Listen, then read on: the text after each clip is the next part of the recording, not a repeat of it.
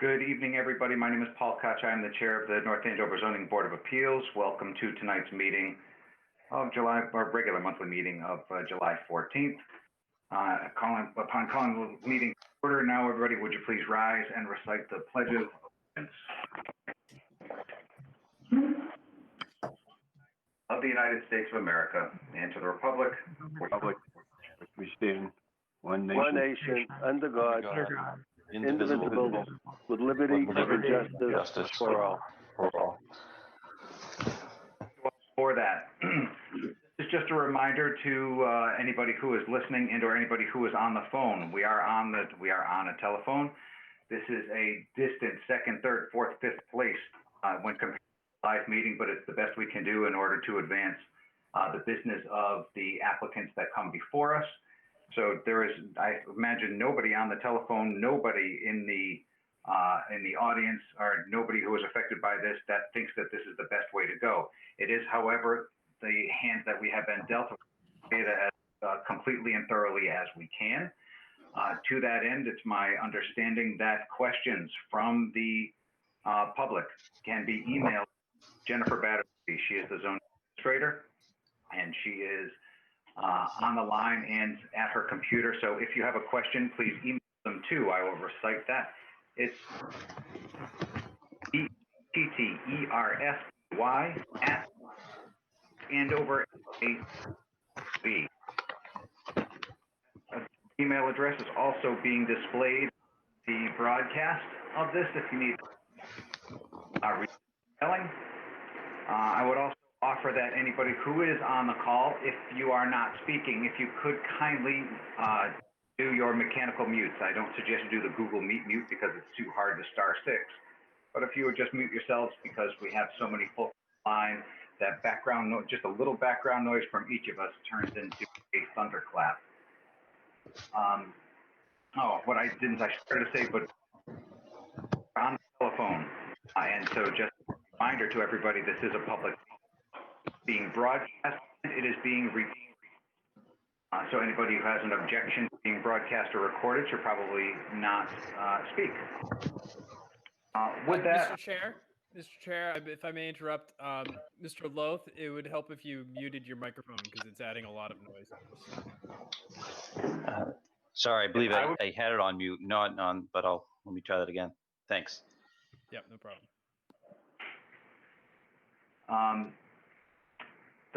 So next, I think what we'll do is, in order to get a roster of the zoning board members, if I could just take a roll. Paul Koch, I am here. Ellen McIntyre. I'm here. Alan Kusha. Alive and present. Alexandria Jacobs. Muted, perhaps. Alexandria? I thought she was here. Ron Fagan. I'm here. Michael Litz. I am here. Steve Seide. Present. Alexandria Jacobs here. Thank you. And Frank Killalay. I'm here.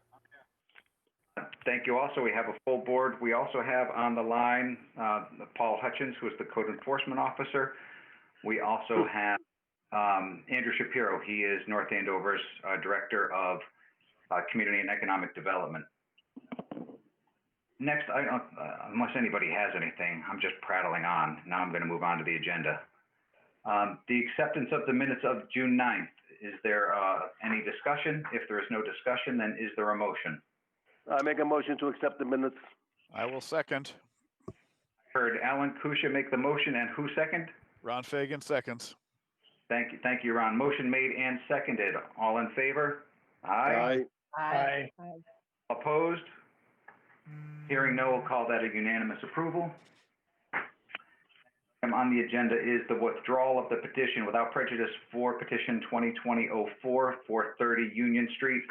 The brief refresher for everybody is this is a hearing that we heard this is a matter that we heard last month. Ms. McIntyre pointed out that there may not have been a need for the actual relief. After much discussion, it was determined that there didn't appear to be a need for relief, so therefore not a need for application. the homework assignments I think that we had after that meeting was that the applicant and the building inspector would work together to confirm that. And the building inspector eventually sent a letter which cleared the path for the applicant to withdraw the application. So that is what we have before us. That's a refresher. Is there any discussion on the matter? It's pretty cut and dry, the way I see it from the building inspector. Hearing no discussion, then is there a motion to approve? I make a motion to approve. Thank you. That was Mr. Kusia making a motion. Is there a second? I'll second it. That sounded like Steve? That's correct. Thank you, Steve. Motion made and seconded. All in favor? Aye. All opposed? Seeing and hearing no objection, we'll call that a unanimous vote. When we get to the more substantive matter below, I will do a roll call for the votes. So the next matter is it's a new public hearing, 505 Sutton Street. In order to kick this off, Mr. Kusia, would you kindly read the notice into the record? It'll be my pleasure to read the notice via the conference call. Notice is hereby given that the Board of Appeals will hold a public hearing remotely via conference call on Tuesday, July 14th, 2020 at 7:30 p.m. to all parties interested in the petition of Sutton Street Redevelopment, LLC, for property at 505 Sutton Street, map 074.0, parcel 23, 24, 25, 54, North Andover, Mass. 01845 in the B2 zoning district. The applicant is requesting variances pursuant to Town of North Andover zoning bylaws, section 195, 7.3, setbacks, table 2, dimensional requirements, and section 195-7.6, floor area ratio. Table 2, dimensional requirements for construction of 136 multifamily rental units in 3 buildings. A variance is requested from section 195-7.3B, yards setback. Table 2, dimensional requirements of the zoning bylaws.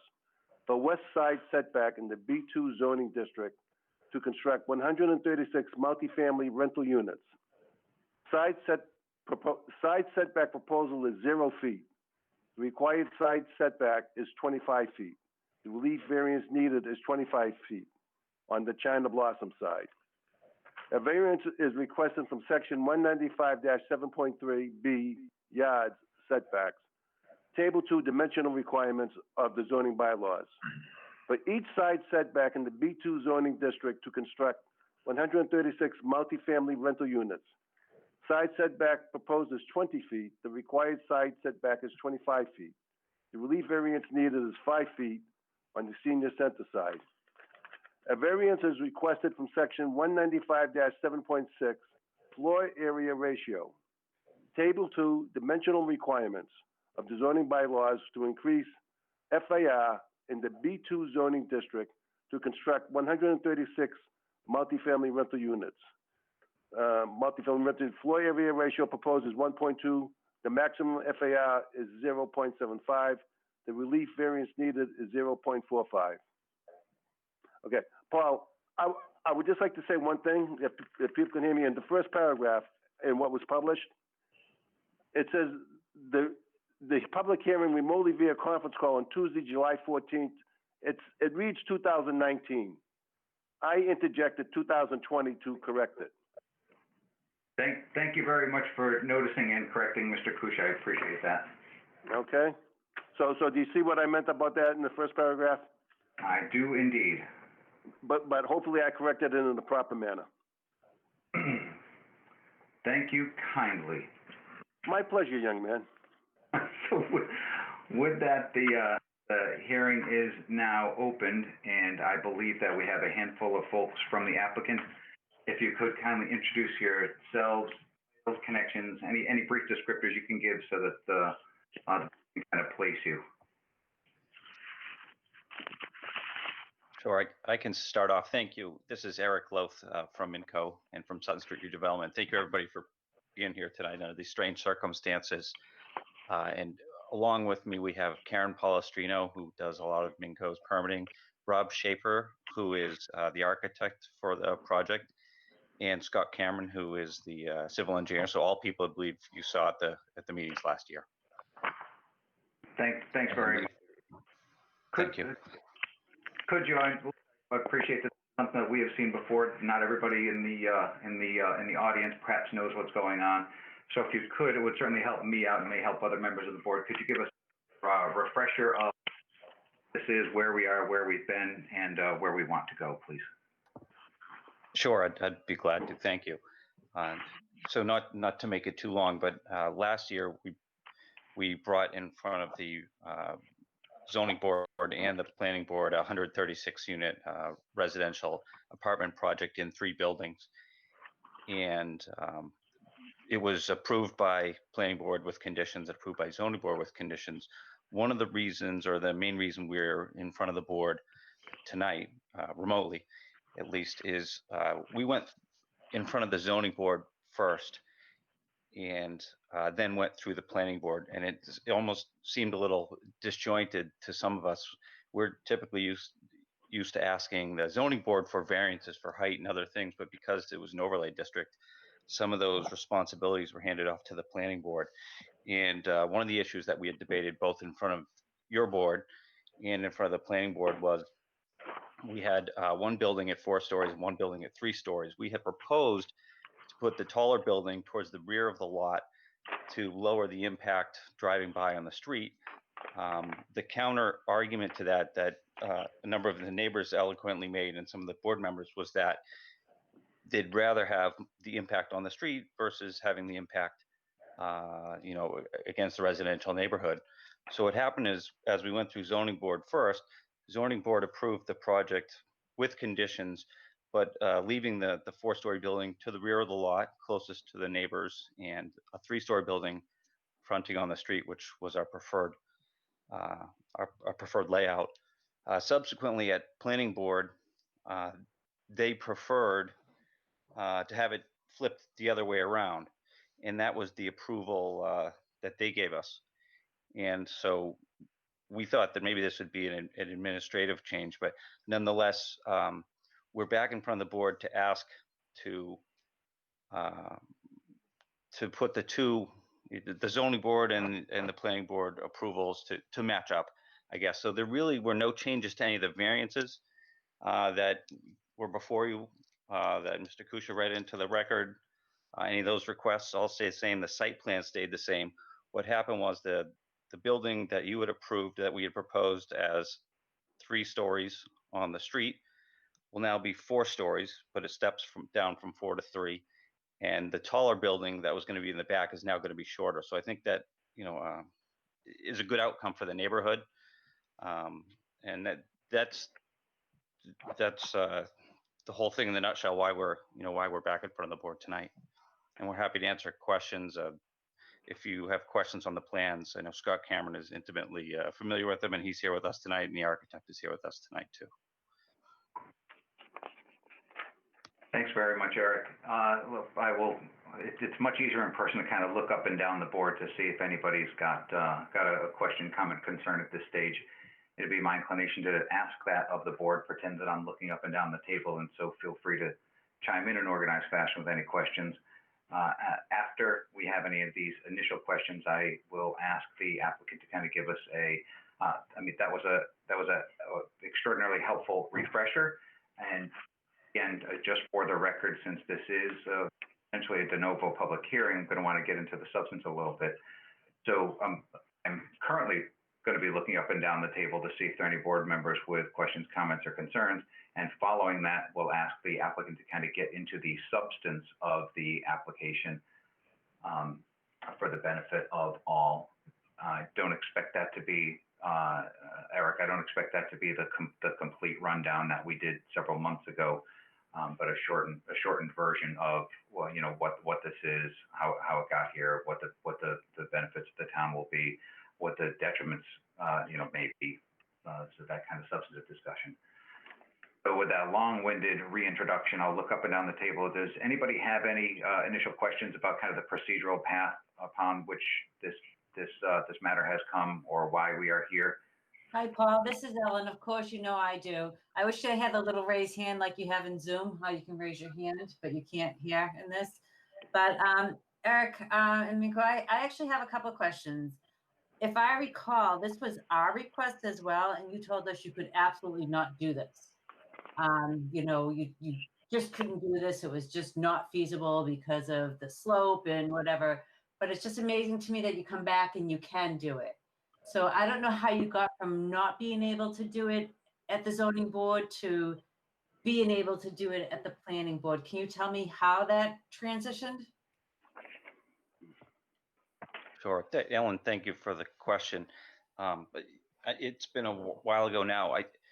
I recall what I said a number of times is we strongly preferred to have the shorter building on the street. So not that it wasn't physically possible, but that we felt from a planning perspective, and this being kind of one of the gateways coming into town, you're coming from commercial out along, with the Butcher Boy Plaza and everything, coming down, you come by China Blossom, the airport, our project, then down the hill, and it gets more residential. We thought 3 stories just made all the sense in the world, as opposed to 4.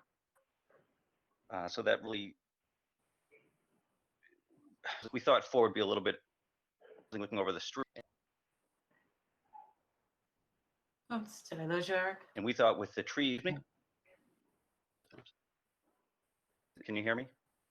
Yeah, I can hear you. I'm sorry. Go ahead. Okay, I'm sorry. But there wouldn't be as much impact as some of the neighbors thought. So not that physically, but it was strongly our Mr. Loth, feeling I'm that only hearing every third word.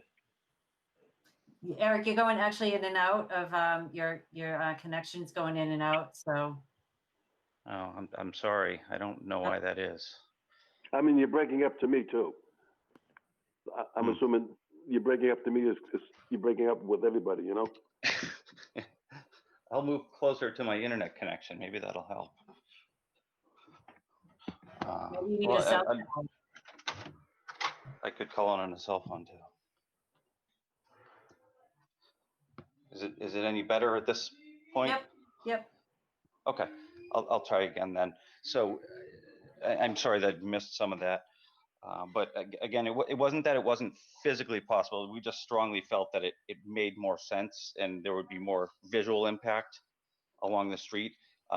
Planning board felt strongly the other way. And I know, Ellen, you're right that a number of the zoning board members felt the same way too. So at the end of the day, we're back to try to reconcile the 2 plans, going with the 4 stories along the street and 3 in back. The good news though is that the building along the street was a little bit longer than the one in back. So we actually have a section of it that's 4 stories, and then we're stepping it down to 3 stories as we transition towards the senior center. So I'm hopeful that that'll break up the massing a little bit and overcome a little bit some of our objections about the visual massing along the street. How long is that building? I mean, visually, if you look at it, it's in perspective to Berry Street. It's one of the fronts, or similar to one of those buildings, or is it twice?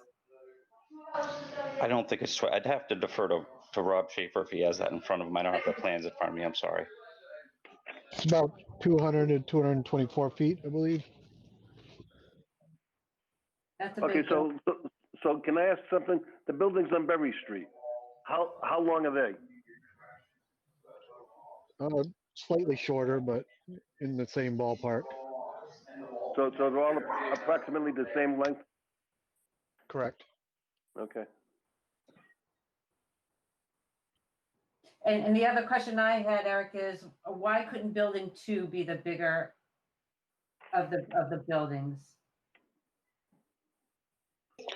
If you're referring to the one, I'm sorry, it is. it is, yeah, the one that's against, I guess, closest to China Blossom, I think is the biggest building. It doesn't look that way on the plan that I'm looking at. No, it The isn't. building 2 is a shorter building, but it's still 4 stories tall. Yeah, but building 1 looks a lot longer than building 2. Correct. It is. It's 58 units as opposed to 44. So why couldn't that one have the most impact of a free street front as opposed to the residents that's looking, why wasn't that building changed? Why wasn't that looked at and changed and modified? I'm sorry, are you asking why building 2 wasn't changed? Correct. Why wasn't, that has the least impact on the project as opposed to the street front and the residence. Building 2 has not changed, or has it changed? I'm not quite sure. And if it It has ha- changed, why wasn't looked at to be changed to lessen the burden of the street front building? It hasn't changed. It was already 4 stories, so then we would have been into a 5-story building, which we thought Could've was made it probably longer? unacceptable. This is Scott Cameron. I can interject a little bit on that matter. As the board recalls, the project was, and we've been working on this for 7 years, plus or minus, looking at all sorts of configurations, trying to get the pieces of the puzzle to fit together as best we can while accommodating, the aspect of this that really started this whole concept, which was the land contribution senior center project, which was integral part of this whole kind of master plan that was developed with the housing and the senior center together. Building 2, it may not show very clearly on the plan, but building 2 is actually connected to building 3 subsurface. So there's one large garage that allows us to keep a lot of the surface parking underground, which has benefits obviously the residents, but also from an environmental standpoint, it's just less pavement that we have to manage for snow and repair, maintenance, and sanding and salting and whatnot. Now, getting access into this garage concurrently with getting access into building 1 becomes a function of elevation, topography.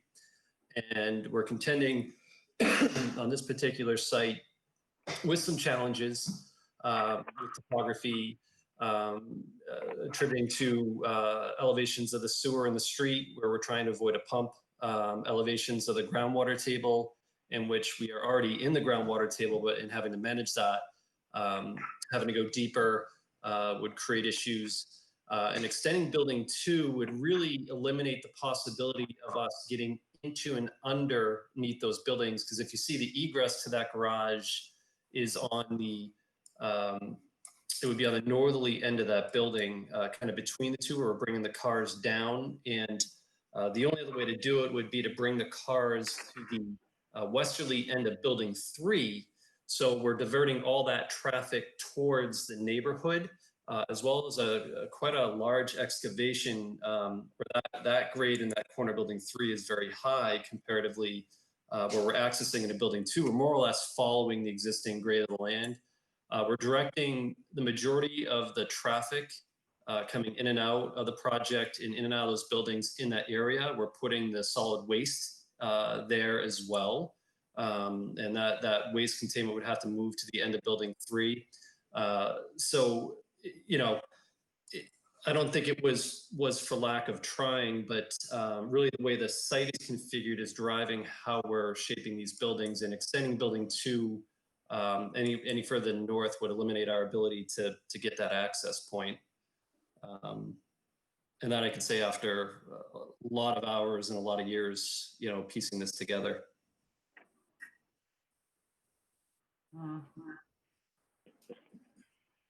I don't know, because I've heard that at some point that you can't do it. Now all of a sudden you can do it. So I'm having conflicting thoughts on this whole thing now, because just coming back with something that you said you absolutely couldn't do, and I have blinders on with the whole thing saying now we can't do this. I mean, there's another also alternative is reducing the amount of units. So that's another alternative as well. But maybe, okay.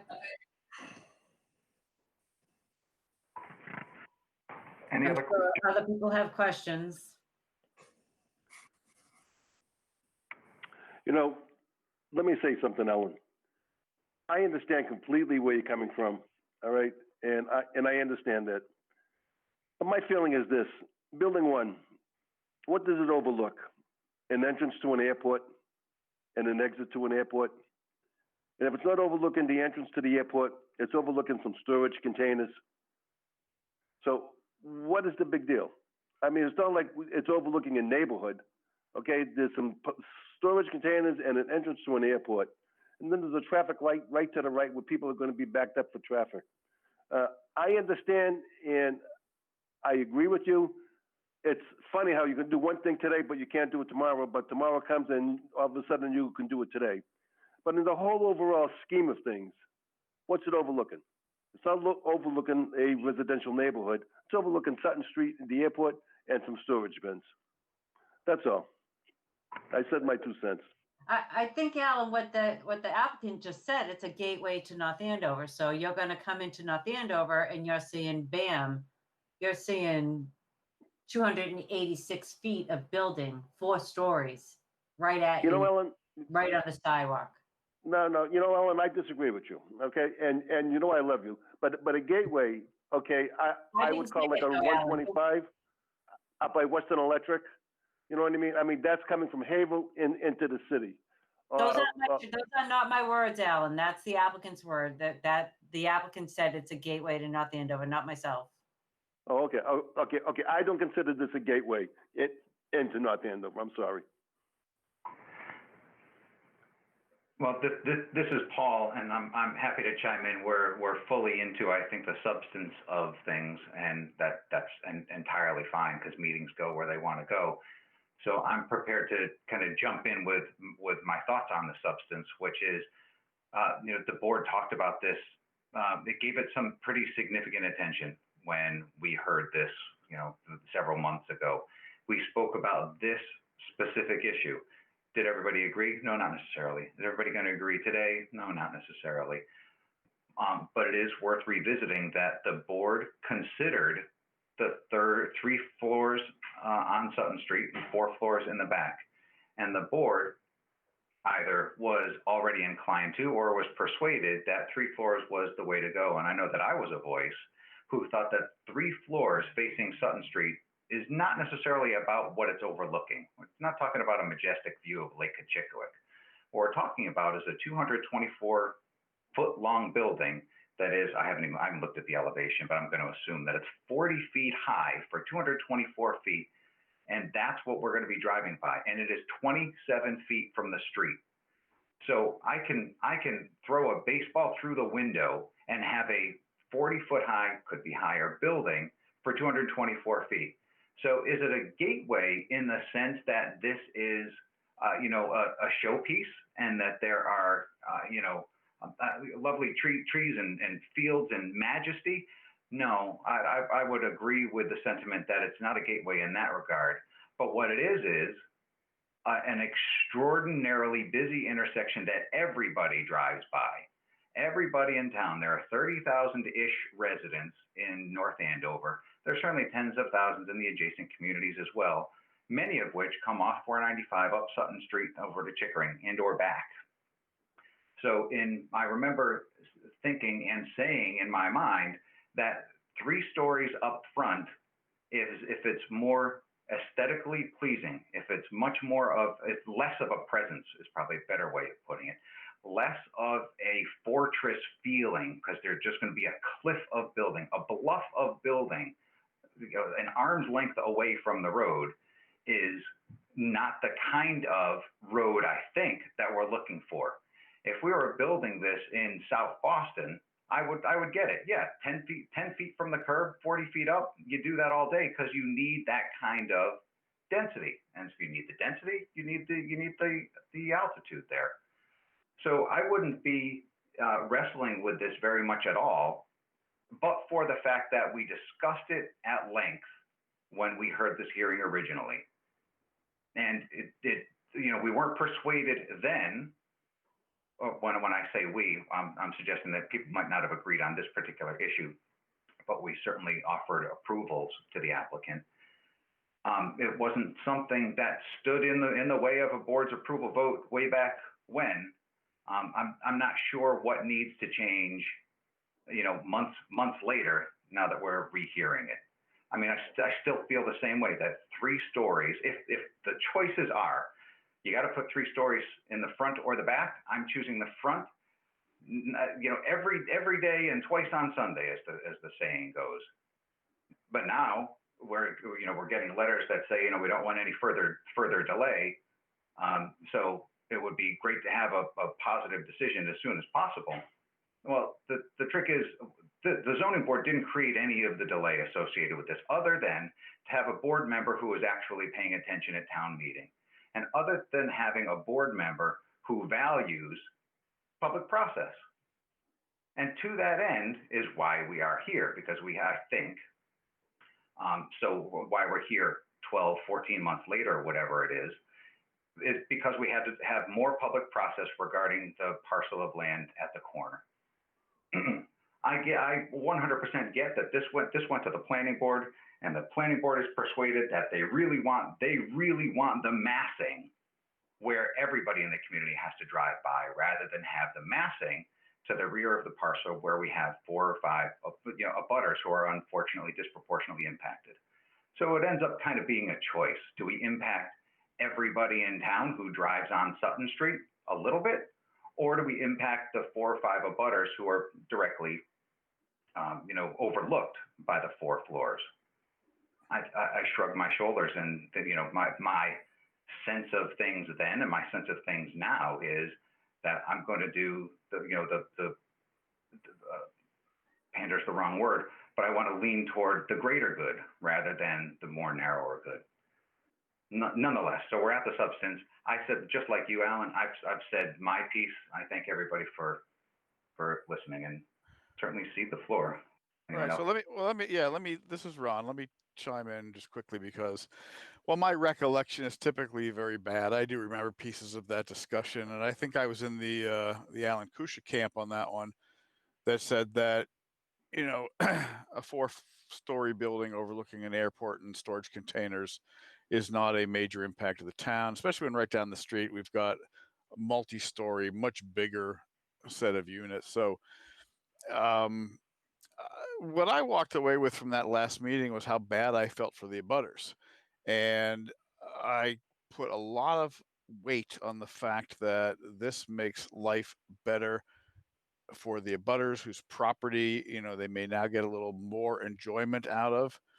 I don't feel, Paul, just to disagree with you, that this impacts everybody in North Andover who drives by, because I just don't think it's that much of an impact to people driving by.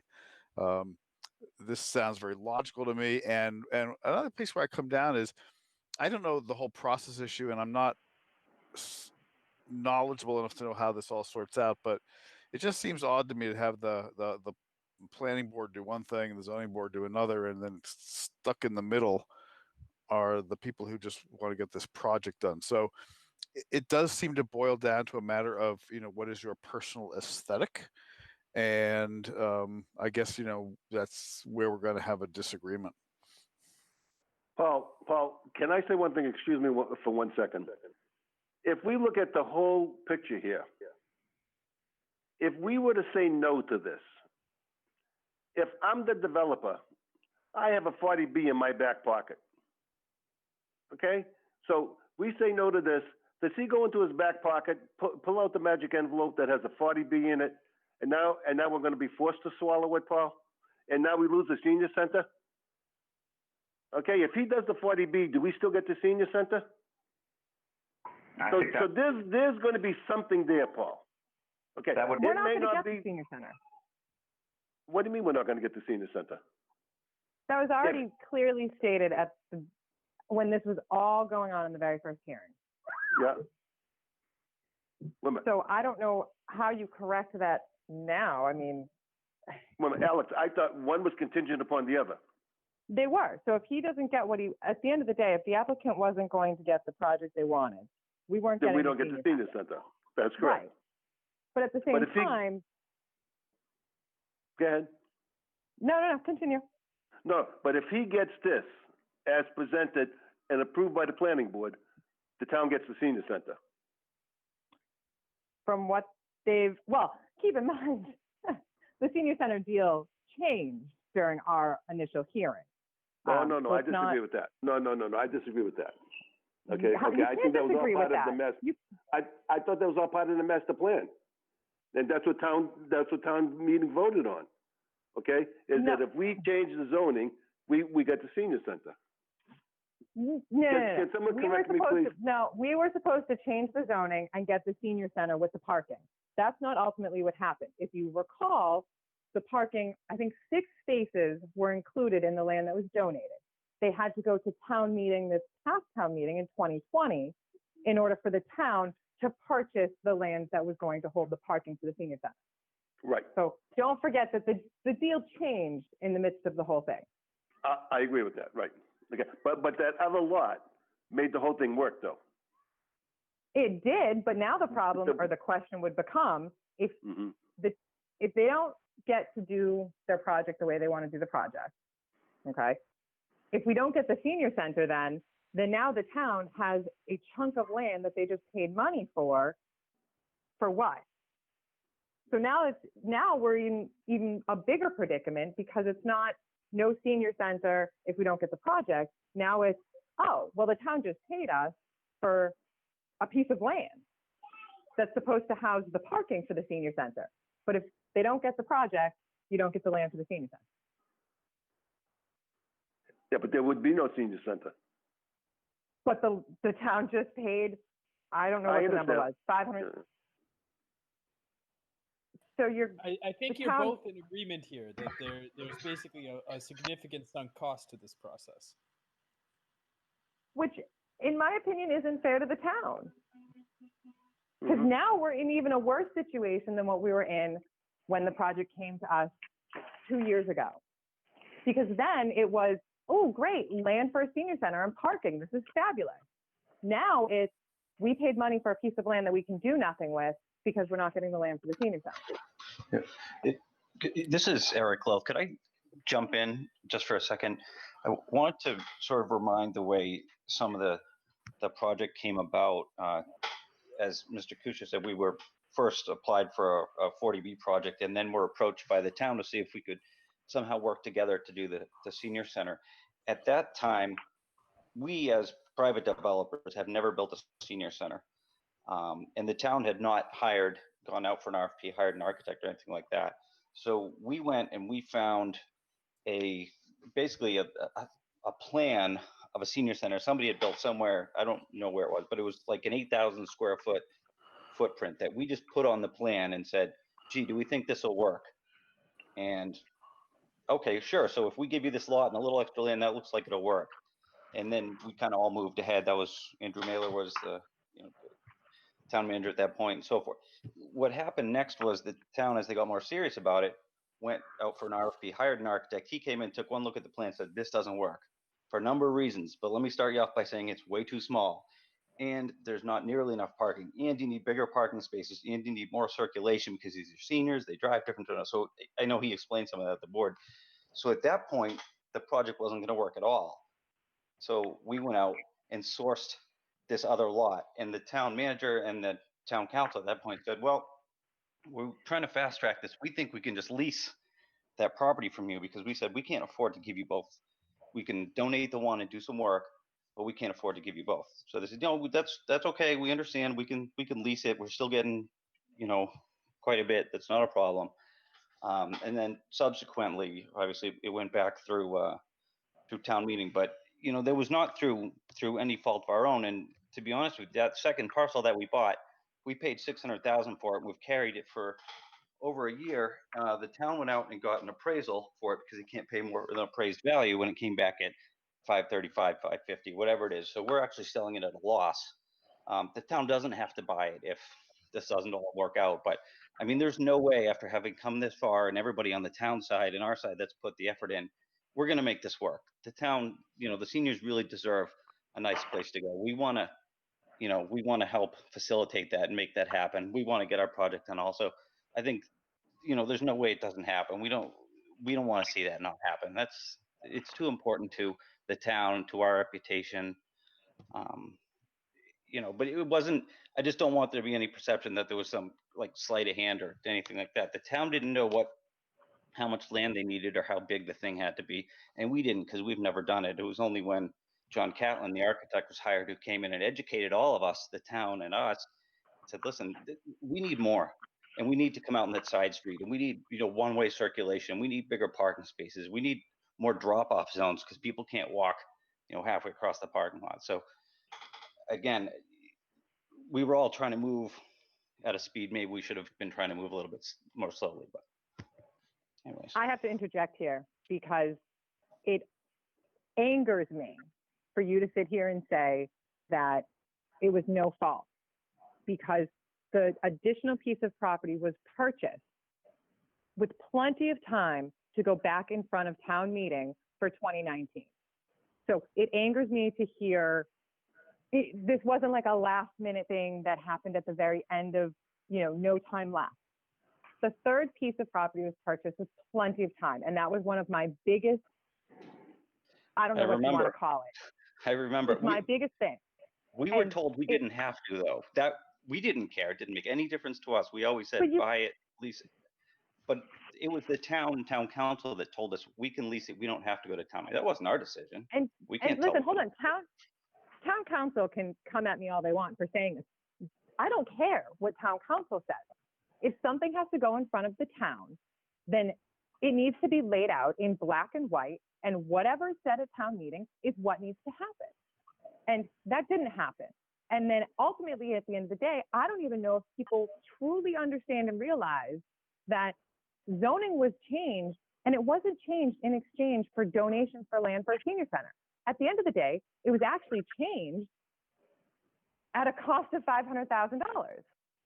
And I understand you may have, been at a loss, but, it still doesn't change what took place in that aspect of it. And that's something I'll never get over. But that was nothing that we did. We, if the town had come to us in the very beginning and said, we'd like to work with you, can you give us an acre and a half or whatever the number was? But they didn't know what they needed, and neither did we. Eric, did you purchase the third piece of land in October, November of 2018? I don't remember. Probably. It was October, November of 2018. So there was time you're right. There was time to go to town meeting. Right? And I guess at the end of the day, I sit here and say, why didn't you? And it's just what you said. Everybody moved at a lightning speed pace thinking, oh, whatever. So no big deal, no big deal, no big deal, no big deal. Instead of going at the pace it should have been to avoid half of the issues, to avoid the increased meetings. I remember you talking about it, but again, it wasn't up to us. The town told us they didn't need to. They said, we can sign a lease. We can't purchase a property, but we can sign a lease. We said, fine, do whatever you want. Shame on the town. Yeah. Shame on the town for changing what's supposed to be done in a town meeting. So, and I don't think it's necessarily fair that it almost seems like the zoning board's put in a position of similar to the position we were put in before of, well, if this doesn't go the way we want it to, then we're jumping to a 40B, is what it was before. Now it's, I have no idea if you don't get what you want if you jump to a 40B, and then the town spent $500,000 on a piece of land that's going to be what? Nothing. Well, the town doesn't have to purchase that land. At town But meeting, they voted. You don't have a choice. No, they do. We're not going to sell it to the town unless. Oh, I guess you're right. If you want to back up far enough, it should have just been at the Bradford School, but that ship has sailed. I agree with you. Again, shame on people in the town. You and me agree on one thing. That right there. All right. That's a start. A glimmer. It's just frustrating. You have to understand, and I'm assuming from a business perspective, you can look at it this way, that zoning board and the town is put in a position of, well, now what? If we don't give you what you're looking for your project, then what do you do? Right. It's kind of back to the drawing board. You just said it. Well, but you're not giving up. You guys have just invested 7 years, hundreds of thousands of dollars. Right, and we're on the cusp of making almost $1 million donation to the town in property and work and so forth. So we don't want to be people to say, hey, they did a whatever. That's not our that's not our intent. But yeah, we have to do something with it at some point. We've actually had a tenant in there for a while. They're not paying a lot, but they're paying something, so that's good. But yeah, we need to do something with it. But we really want the senior center to happen. It's a beautiful plan, and our architect worked with the town's architect to try to make them, look complementary. And like I said, I was always nervous about having the bigger building on the street. And Rob Shaper, our architect, can talk to it, but he managed to lower the building towards that end and break it up a little bit. So I think it's better than what I was nervous about in the beginning. But So what happens if I you don't get understand what the you want issues. from us? Well, hey, Alex, I'd like to reframe it for both you and for Alan, which is that the reality is that the zoning board already gave the applicant what it wanted. The applicant wanted 3 stories out front, and the zoning board approved 3 stories out front. And I understand that, but now I'm wondering what happens if we don't give the change that they're looking for now? Then what? I guess we would probably look to redesign it as a by right project. Part of the reason why we had to come to the zoning board in the first place is because of the choices we made with respect to the height and location of the buildings. But it just costs so much money every time you have to go back to everybody and come back through the process. I think we're so close to being able to put all the pieces together, and I guess it's a good compromise when you don't get everything you want. So we didn't get exactly what we want, and the neighbors didn't exactly what they want, but it's certainly a lot better for them than it was going to be. I have to Eric, what was your compromise? Eric, you still have 136 units, you still have 3 buildings, and I'm not sure what was your compromise that you didn't get. Just the position of the buildings. I thought it would have worked better the other way. But you're still getting exactly the same amount of units. You have to realize that you're going to have someone's house, someone's apartment, someone's building 27 feet, and that includes a sidewalk. You're going to be looking into someone's deck, walking if you're on that sidewalk. That's how close that building is to that street. I mean, I think that you could do something more with building 2. That's my opinion. That's why, if you can switch this and do this and change this, and again, you came back and said, oh, I couldn't do it before, but you can. So I think there's more to this, and I'm having a hard time that I can't see the neighbors. I can't hear the neighbors. I can't hear their impact. We spent a lot of time with, they won't be able to see 4 stories because we're going to have all these trees. So for me, I'm not sold on this plan, to be honest with you. And I don't want to be threatened with the 40B because this is all that this sounds like. If we can't do it, then we're going to pull out a 40B. So when that word comes out of 40B, because we're certainly not afraid of a 40B. We've done it. We've dealt with them. We've worked with you on some better some than others. It's just not a choice that I know that you don't want to go through anymore, as well as the board. But I don't want to be threatened, and I don't want to be reminded of we can do this. Ellen, this is Paul. I didn't hear the applicant threatening a 40B. The only one who brought up 40B was Alan, not Eric. Remember, I brought it up. And Alexandria.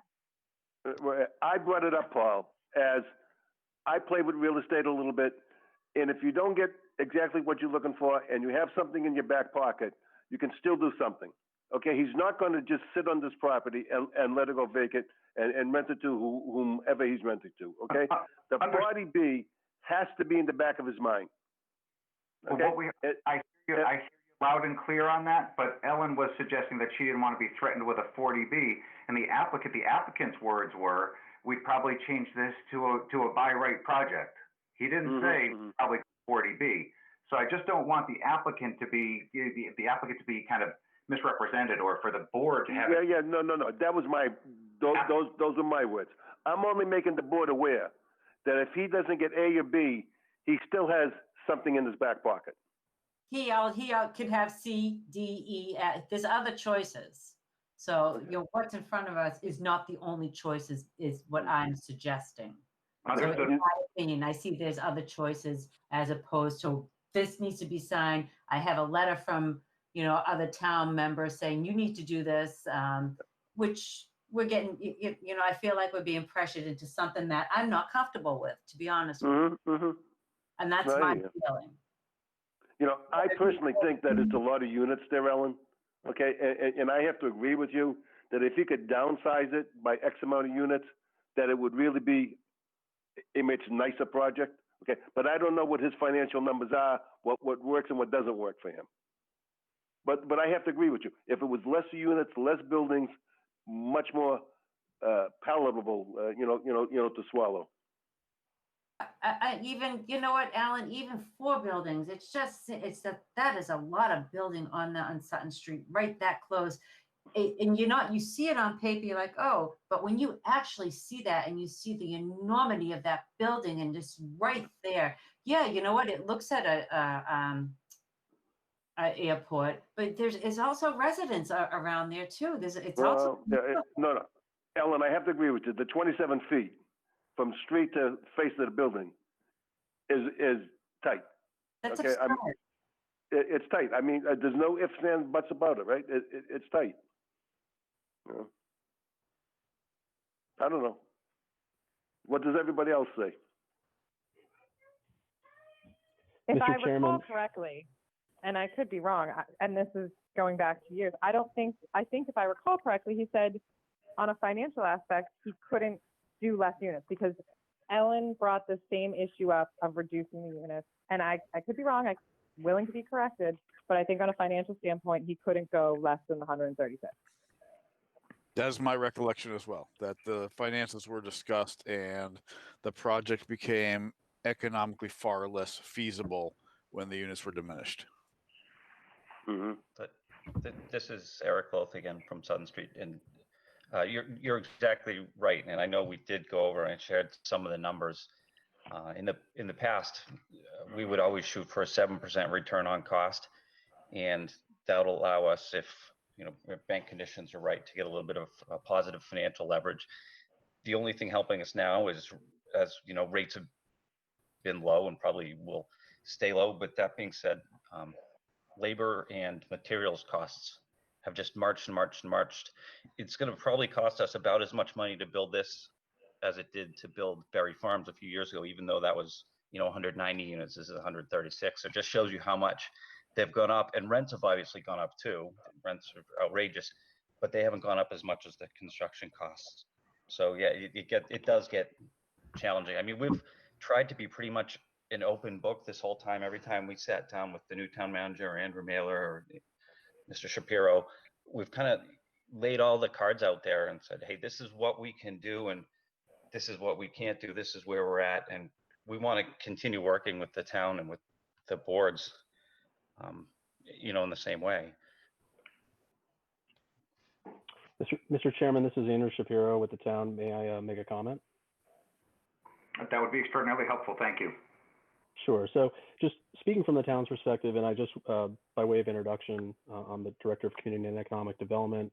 I haven't been with the town for a very long time. I've been with the town since November, so I certainly didn't have a front seat to, all the past negotiations and discussions, both public and private, that occurred in regards to this project, as well as the senior center.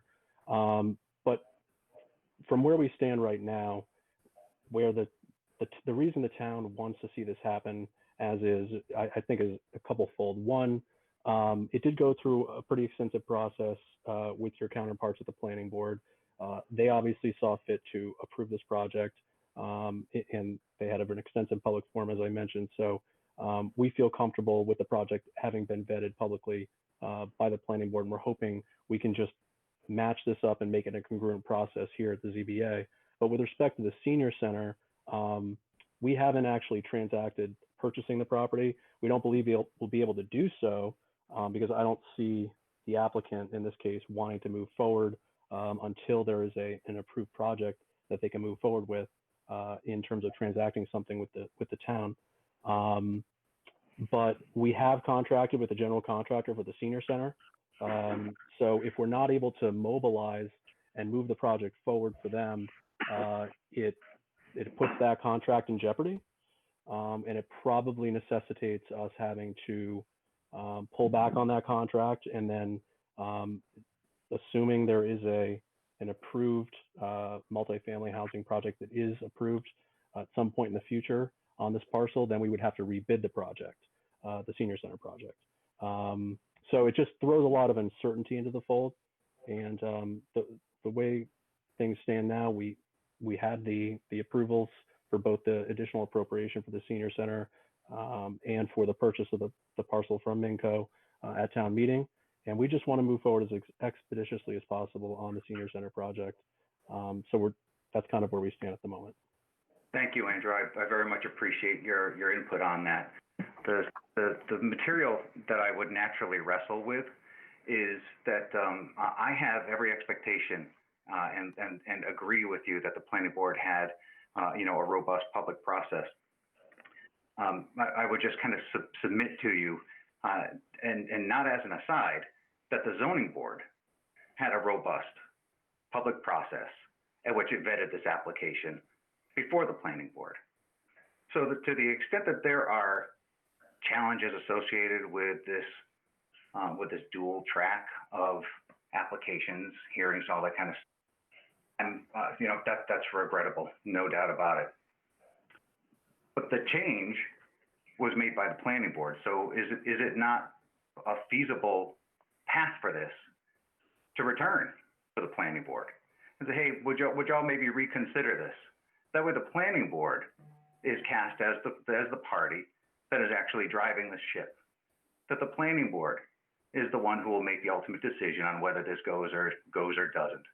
Because the zoning board already had a public process. The zoning board already vetted these issues. The zoning board already heard from the neighborhood, and the zoning board had already issued a decision. Suddenly, the planning board decides, nah, you know what, we don't like 3 stories up front.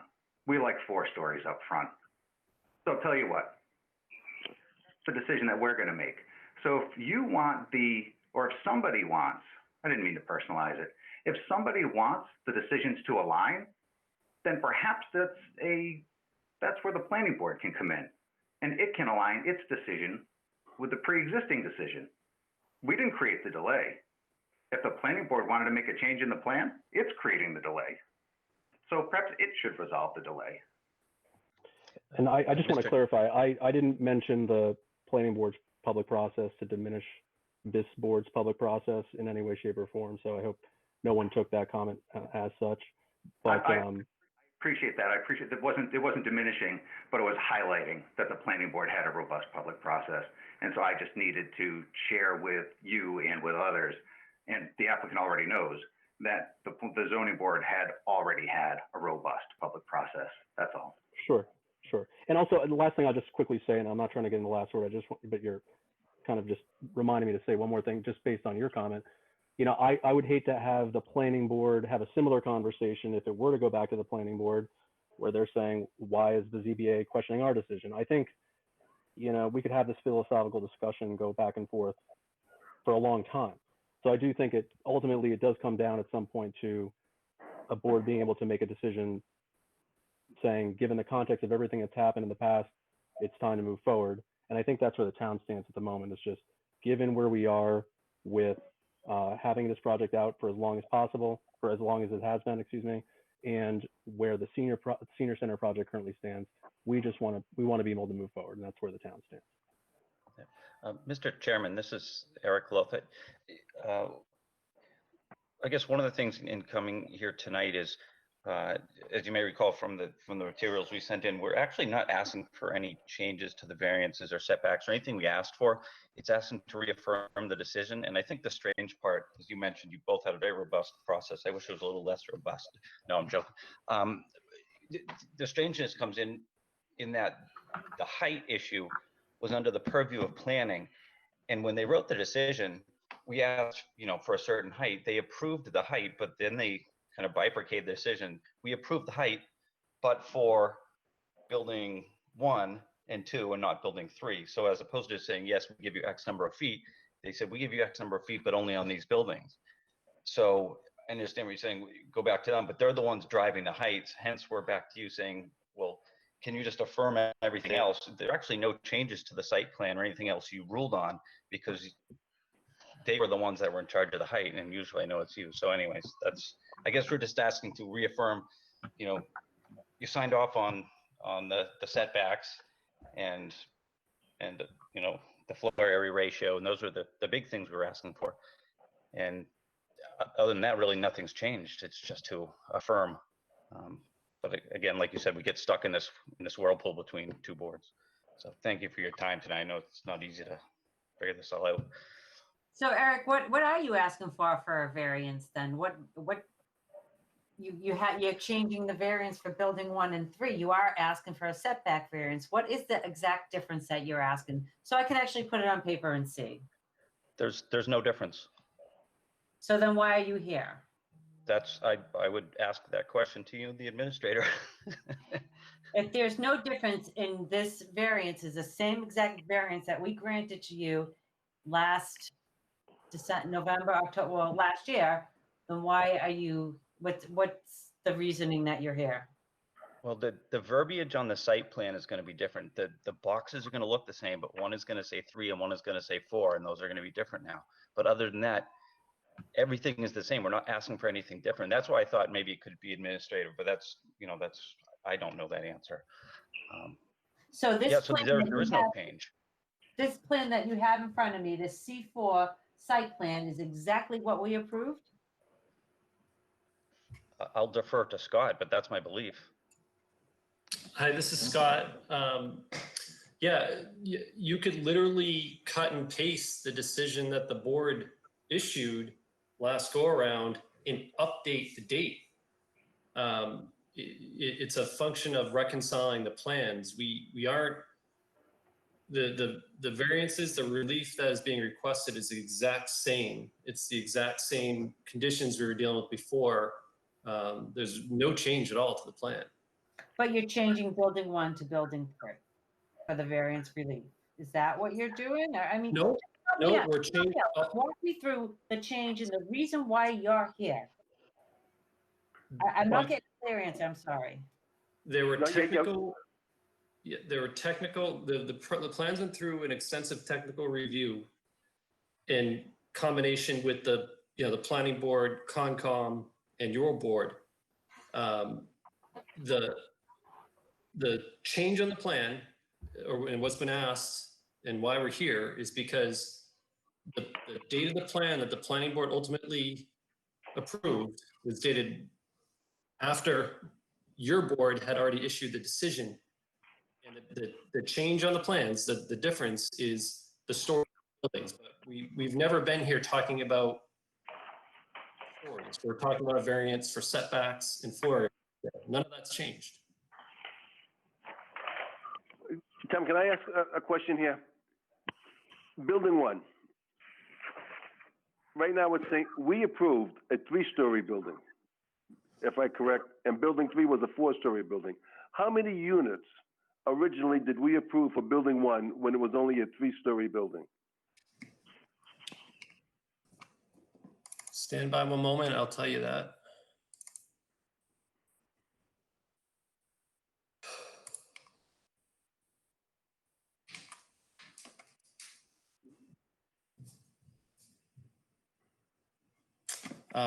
I'm looking it up on my system here. I'm just pulling out the documents. Yeah, I understand.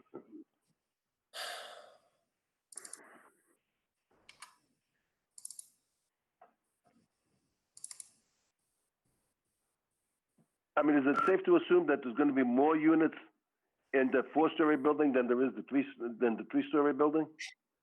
Yeah. So, yeah, we changed where the units were on the property. The density and the floor area ratio, it stayed the same. So on the property, the project, none of that changed. We just shifted where things were located. So the original one, 45 units in building 1 and 47 units in building 3. Repeat, what was 1 again, please?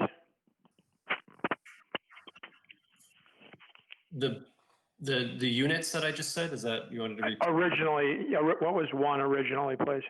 Yeah, 1 was 45. Okay, thank you. And 3 was 47. Oh, Ellen, does that answer your question? You see the difference between what we approved Nope. and what they're looking for? No, because he just told me it's exactly the same. It's not. No, but I'm just saying, here's the difference, Ellen. He wants now 58 units in the front building where we only gave him 45. So he wants to put another, 13 units there. Okay. And then you're changing building 3 from, now it's From 34. 43 to 34, right. Okay, so when you say, why is he here? Because the plan, in my mind, has substantially changed with the difference in the amount of units in buildings 1 and 3. Correct, but that's not the answer I got from them, Alan. I got the answer of it being exactly the same and the variances are exactly the same. They're not. No. See, because the heights of the building are going to be different, right? I mean, obviously, Exactly. one's going to be a 4-story building, one's going to be, they're changing the heights of the buildings, too. But that's what you're saying. This is what the applicant should be saying to me because I'm asking them specifically, what is the change from what we gave you, what we granted to now, and why are you here? Well, See, to me, and you're right, they should be answering this instead of me. Correct. A would be the height of the building, correct? And B, the amount of units no. in each respective building. I'm not getting sorry, any Mr. answer. Kuchar, the height of the building wasn't subject to a variance or a setback that we're asking you for. So the relief that the zoning board granted us in the decision, none of that has changed. You're right that the height and some of the unit locations have changed, but that was stuff that the planning board handled. It's not part of the decision. It wasn't part of the relief that was granted through the zoning. That's why I'm saying that hasn't changed. You're right, Ms. McIntyre, that obviously the project has changed. Some of the units have moved around, but the boxes, the site plan, all that stuff, none of that's changed. The variances haven't changed. So I'm sorry that I maybe glossed that over a little bit. If the variants haven't changed, then again, why are you here? I'm just because of you're switching the buildings. I mean, I'm looking at the decision from what we decided, and I'm trying to match up apples to apples, oranges to oranges, because I am a numbers person. I have to see it. I have to visually see what the difference is. And I'm asking you to help me by variance to variance. Maybe if you do it that way, what's the difference and what's the same? Just so I can put it into perspective in my own mind. I know that part of our problem when we got the decisions was when we go to record the decision at, over in Lawrence at the registry, we didn't have, the plans weren't going to agree. If we recorded the zoning board decision and the plans and the planning board decision and the plans, would have recorded 2 different sets of plans with 2 different dates on them. So I guess that was part of the reason. This is Andrew Shapiro. Also, I'd also interject that the town council looked at this and made the determination that the variance application, because the 2 plans they weren't congruent with one another, the plan that was approved just now, a couple months ago at the planning board and the plan that the ZBA had previously approved, because they weren't congruent, it would need, the applicant would need to refile with the ZBA. Other towns do have a process where there can be an administrative change done at the staff level if it's determined that there's not an insignificant change. And in this case, that could have been determined, but that point is moot because there is no pathway for the town to allow for an administrative or an insignificant change. Therefore, the applicant is back before you because it was determined there was no ability to do an administrative change. So they need to refile in order to have the 2 plans, the planning board approved plan and this plan, essentially be congruent with one another.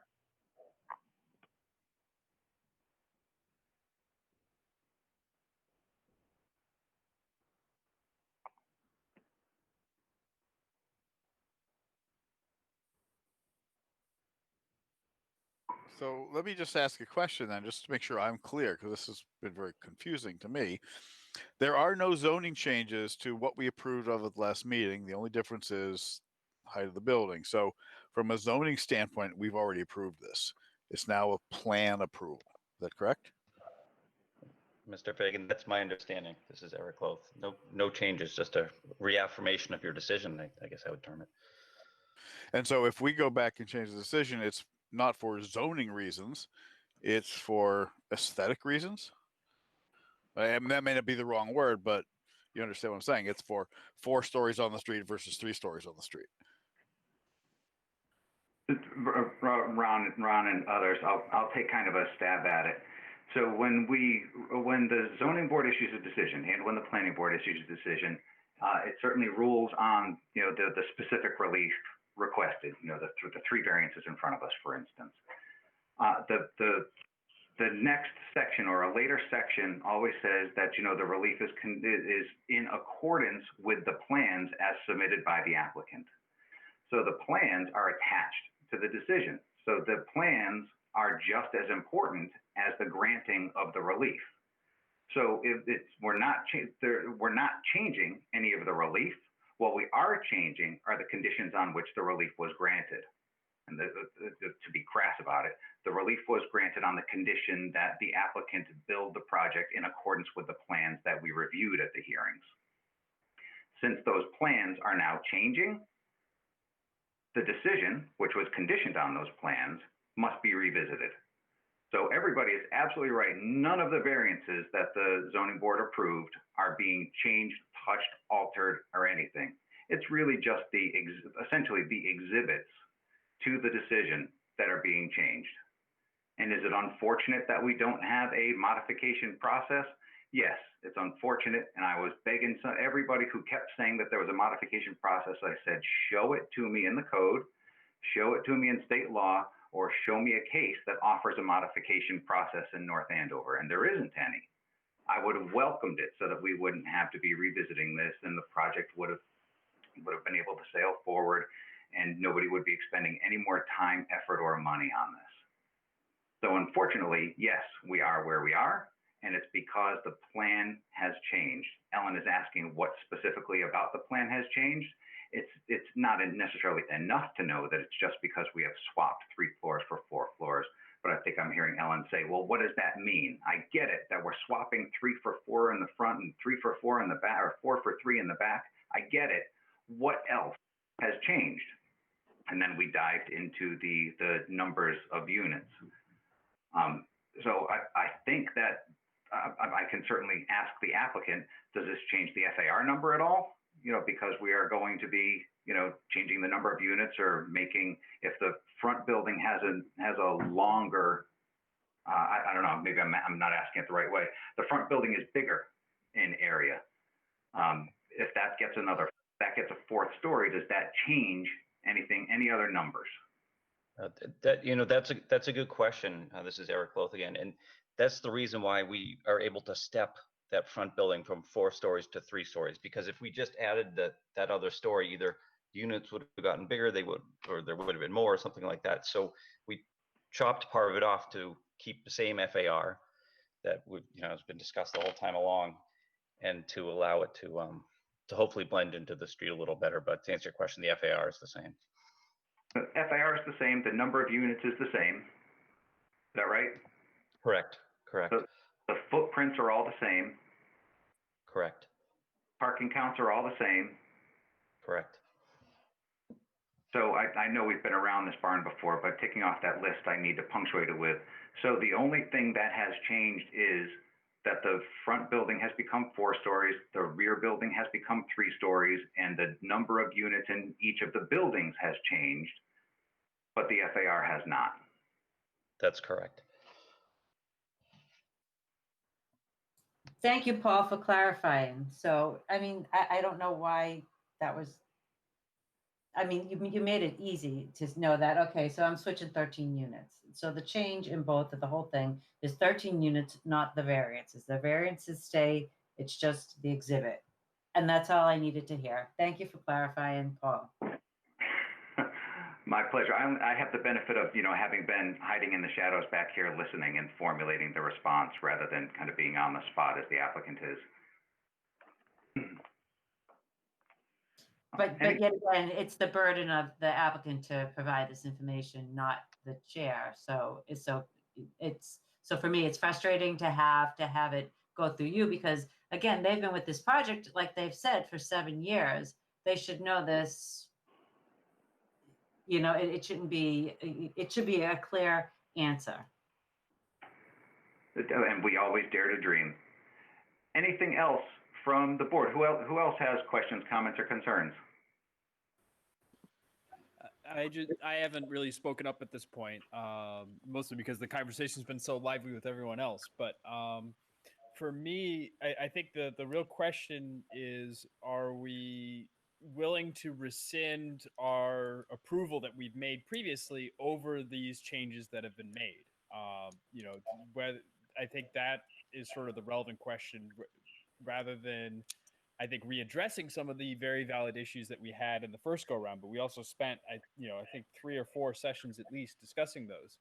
I think for me, it's do these changes of these 13, I guess, apartments being moved from one building to another change enough about the building structure that I no longer want to approve the thing that we approved before. And I'm inclined to feel like that is not a big enough change to have me really worried. So I guess this is Frank. I haven't commented that much because I'm not opposed to what they're doing. I actually prefer, I know a lot of you are opposed to the bigger building being out front, but I think it's a better location for the bigger building.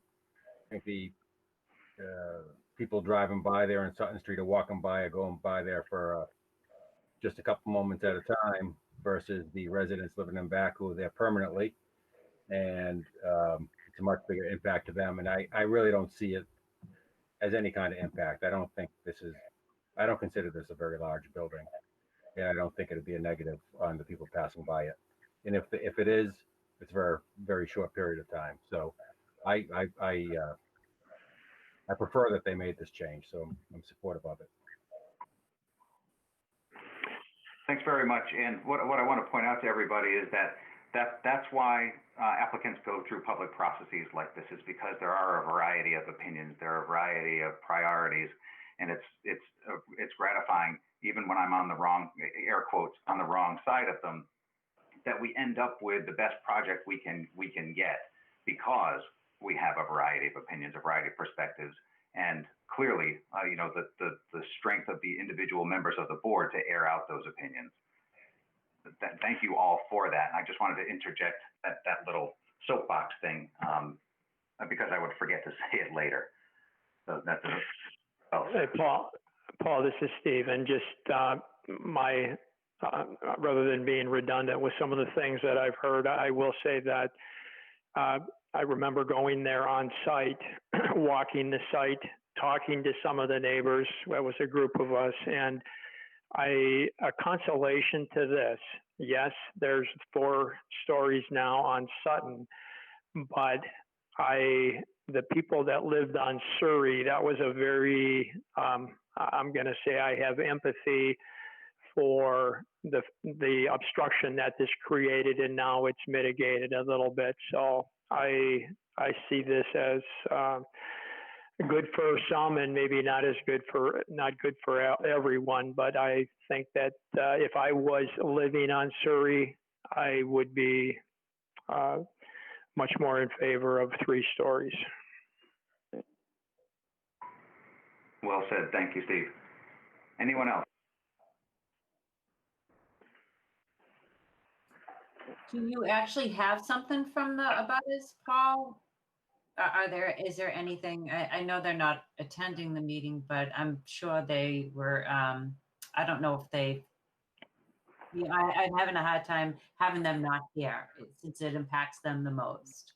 You ask a fair question, and that's where we're headed next. Once we have kind of, for the moment anyway, exhausted comments from the board, I was going to ask if she had received any commentary. I certainly didn't have any in my packet. I suspect that nobody else had public comment in their packet, but it's entirely possible that Jen has received something since the packet was mailed, or even tonight. Perhaps with that, I'll throw it over to Jen and ask, hey, Jen, have you heard anything? I have no public comment. Thank you. Thank you very much. You're welcome.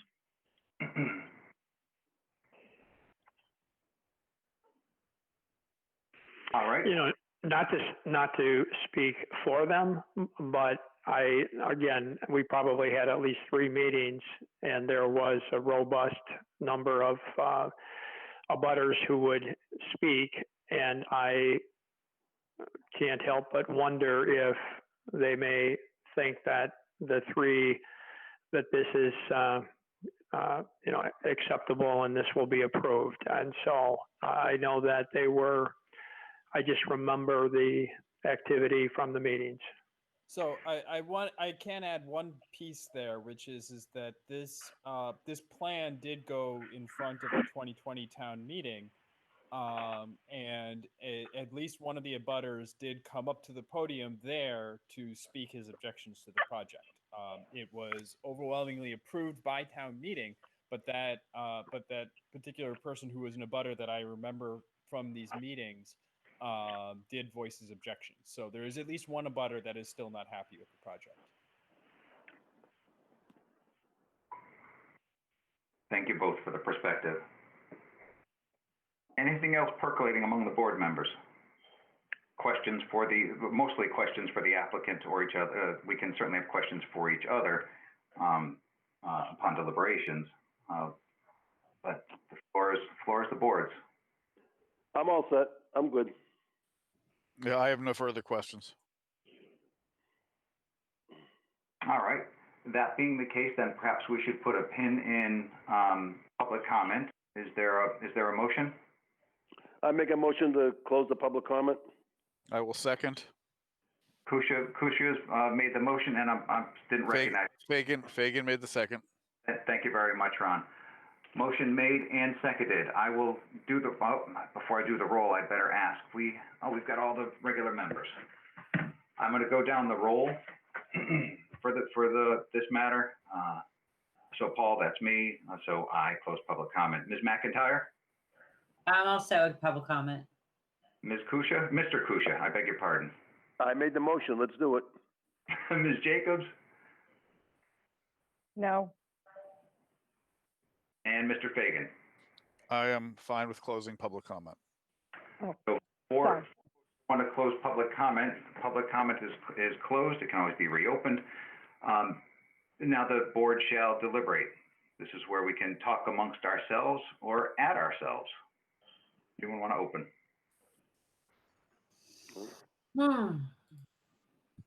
I think everything's been vetted. I mean, for me, I personally have no questions. I understand what they're doing. It is what it is. I'm looking at this as this is a better alternative than us saying no and then coming back 6 months, a year from now and doing a 40B where we get no senior center. So I think it's a plus for the town. Thank you, Alan. And I would echo that, given on the one hand, there is the issue of the 4 stories on the street. On the other hand, there is the senior center. There are the abutters who now have to worry about 3 stories instead of 4. There is the request from the town manager and the town that this would be a good thing to get done. There is no change to any of the zoning variances. So to me, that outweighs the aesthetic, and I think it's a good idea to go forward.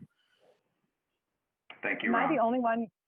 Am I the only one who has an issue with the fact that it's like what Alan just said, that it seems like it's a 40B or it's this?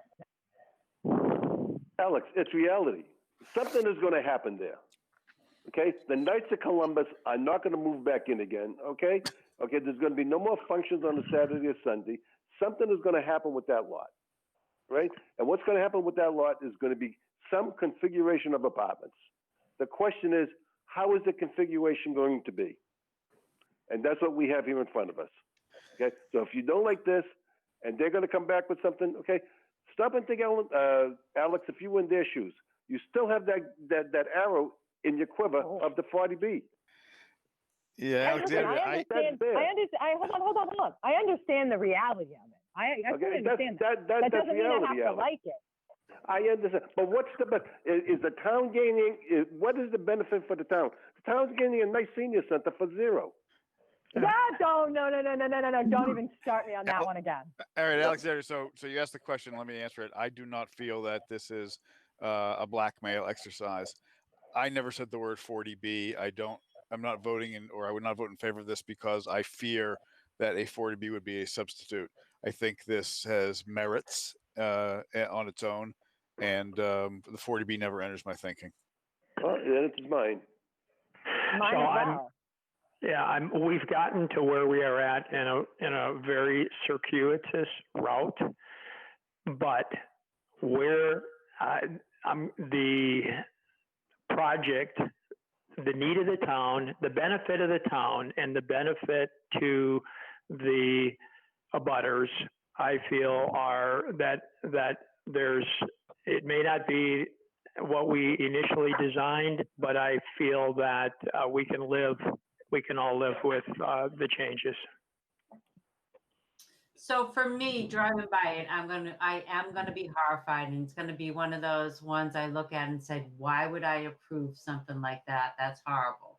The only reason why it would look differently at it is because the residents, those 4 residents in the back, that they have to look at it.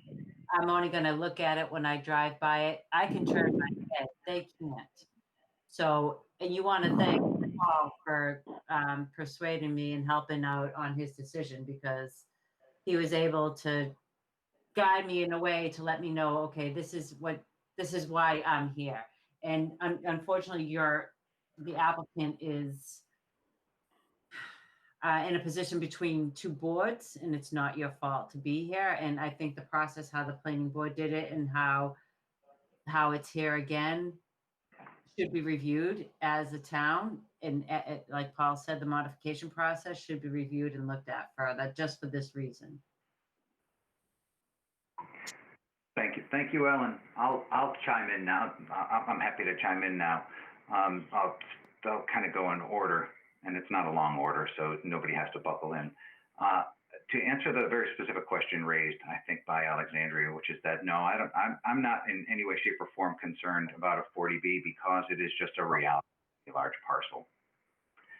So that being said, it's entirely out of my control, except that if an applicant does go 40B, then I'm looking at the plans again, because it comes back to the ZBA, and we have another chance to shape the project, a lengthy chance, an exhausting chance to shape the project by all means. But it's hard for me to kind of be afraid of, the reality, and it's not necessarily an inevitability that it goes to a 40B. On the more substantive things, there are lots of things that I am sympathetic to, both the application and the project and the applicant itself. Again, being stuck between 2 boards is not a great position to be in. Many of the problems here are not created by the applicant, some of which are certainly shared by the applicant. But there was an element said earlier, and forgive me, I can't make confident attribution. It may have been Mr. Shapiro. But the application is the same as we talked about, and as Ellen just reiterated. We have the same 3 variances. We have the same plans. The only thing that we're changing is, the heights of 2 buildings just being swapped. It's tiresome to be saying it again, and I'm sorry that I'm boring everybody with that, but that is, as we've all determined, that is the only change. And then what bothers me about being here is that the zoning board is being painted into a corner, which is that if you don't offer this applicant relief, then this project will die. We won't get a senior center. There's going to be a 40B, and we're going to have 672 units, 8 stories high. And that's just not the way that I'm prepared to look at this thing. What I am prepared to look at, however, I don't know if he was trying to, but it's an argument that spoke to me directly, and I appreciate it if it was you, Mr. Shapiro, said that this is about height, and that the zoning board, when it heard this way back when, and when it issued a decision with the plans that it had way back when, and when it discussed this way back when, was concerned with the height, as it massed on Sutton Street, and I don't like it one bit. What I didn't appreciate until I think Mr. Shapiro pointed out is that, and forgive me actually, I think Eric at the beginning indicated this an overlay district in which height was the purview of the planning board, and that sailed right by me, Eric. I apologize. So I may be over attributing to Mr. Shapiro, but I'm going to offer you some credit there right now. It's just that his maybe second swipe at that apple was persuasive to me. Because if height is the purview of the planning board, and I stepped on it, however good my intentions may have been, however strong my opinions may be about the height of the building on Sutton Street, I'm prepared to say my opinion on that doesn't matter. I would much prefer 3 stories on Sutton Street. And I don't think the board is the one that makes the decision. I'm just a guy that's offering some insight into the way that I'm thinking. But who am I, aside from being on the zoning board of appeals, who has the legitimate authority to approve or reject this application for this project? But who am I to step on the planning board, who specifically has the authority to determine height on this parcel? And I guess where I am, I don't like it. I don't like it one bit, and I'm swallowing hard. But I'm saying I'm not going to be in the way of the planning board exercising its authority. I'm not going to be the one that votes against this project because I don't like 3 floors and I don't like that somebody stepped on my decision. That's not who I'm going to choose to be. I'm going to choose to be the guy that says the planning board has jurisdiction over height or jurisdiction. And so I'm not going to be a guy who sinks this thing because I got hurt feelings. That's all.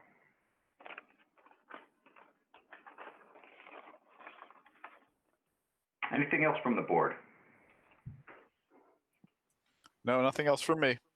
No, I'm all set. I think I said my piece earlier. All right, well then, is there a motion? I make a motion to approve, to approve a variance request pursuant to Town of North Andover zoning bylaws. Section 195, 7.3 setbacks, table 2, dimension requirements. And section 195-7.6 floor area ratio, table 2, dimensional requirements for consideration, for construction of 136 multifamily rental units in 3 buildings. I also request a variance is requested for section 195-7.3 B yard setbacks, table 2, dimensional requirements for the zoning bylaws for west side setback in the B2 zoning district to construct 136 multifamily rental units. Side setback proposed is 0 feet. The required side setback is 25 feet. The relief variance needed is 25 feet on the China Blossom side. I also request a variance from section 195-7.3 B yards, setbacks, table 2, dimensional requirements of the zoning bylaws for east side setback in the B2 zoning district to construct 136 multifamily rental units. Side setback proposed is 20 feet. The required side setback is 25 feet. The relief variance needed is 5 feet on the senior center side. I also request a variance from section 195-7.6 floor area ratio, table 2, dimensional requirements of the zoning bylaws to increase FAR in the B2 zoning district to construct 136 multifamily rental units. Floor area ratio proposal is 1.2. The maximum FAR is 0.75. The relief variance needed is 0.45. I'll also like to mention, and to be put into the record, a drawing by the Moran Cameron Group dated 1/30/2020, which is a site layout plan, which shows the project with the respective units in each building. Paul, do you want me to reference any other plans? I don't think that's necessary, Alan, because there are so many. I will certainly, they'll be delineated in the decision itself. The only thing, Paul, I want to say is, let me reference drawing number C4. Okay. Why would you reference the whole packet? Oh, well, okay, Ellen, then I reference the whole packet from C1. So hold on, how many pages are there? Oh, boy.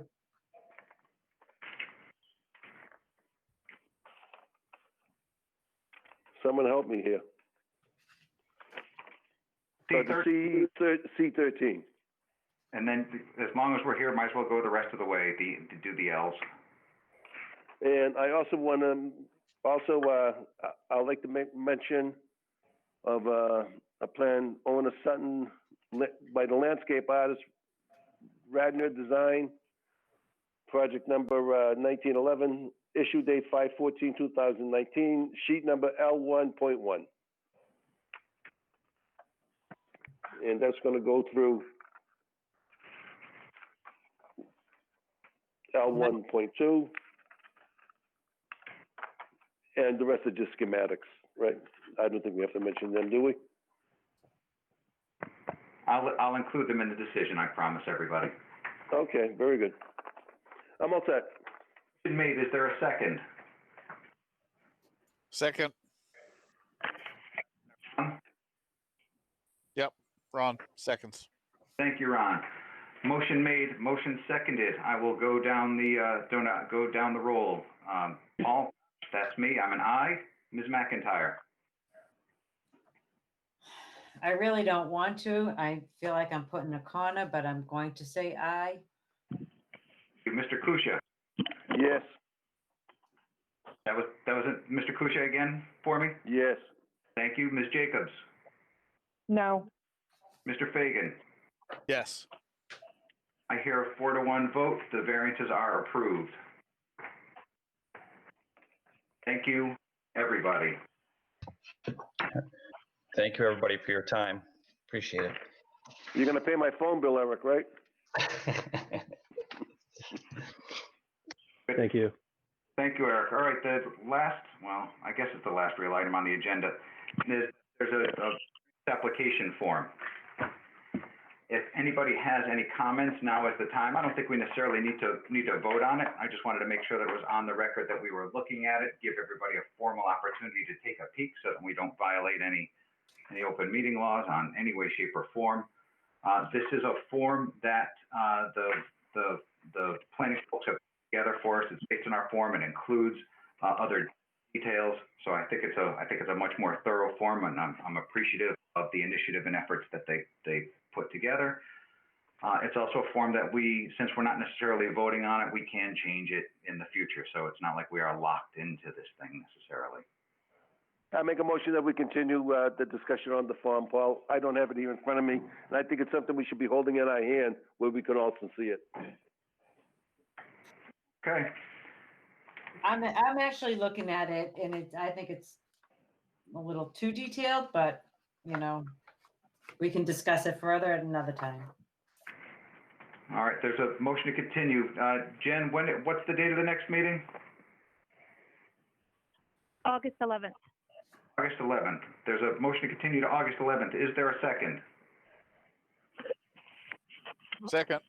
Motion made and seconded. We can do a voice vote on this. All in favor? Aye. Aye. So we are unanimously continued to August 11th. Last item on the agenda is adjournment. Is there a motion? I make a motion to adjourn and hang up the phone. Thank you, Mr. Kusia. Is there a second? I'll second it. Thank you, Steve. Motion made and seconded. All in voice vote again. All in favor? Aye. All opposed?